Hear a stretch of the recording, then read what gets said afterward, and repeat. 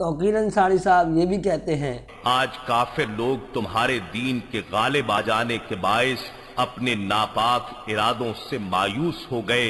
سو اے مسلمانوں تم ان سے مت ڈرو اور مجھ ہی سے ڈرا کرو۔ آج میں نے تمہارے لیے تمہارا دین مکمل کر دیا اور تم پر اپنی نعمت پوری کر دی اور تمہارے لیے اسلام کو بطور دین یعنی مکمل نظام حیات کی حیثیت سے پسند کر لیا۔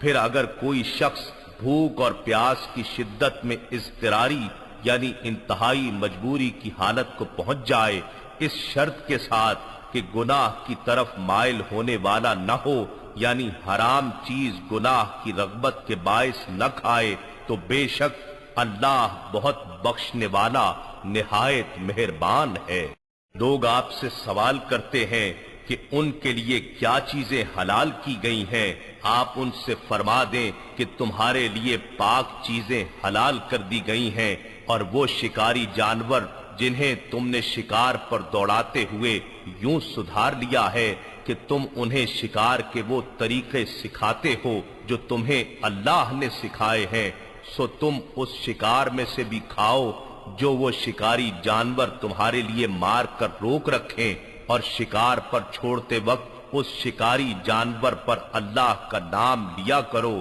اور اللہ سے ڈرتے رہو، بے شک اللہ حساب میں جلدی فرمانے والا ہے۔ اور ہماری اگلی قسط دیکھنا نہ بھولیں، اور انفارمیشن کے لیے قرآن کی اسٹڈی کریں یا وزٹ کریں thinkallah.com کو۔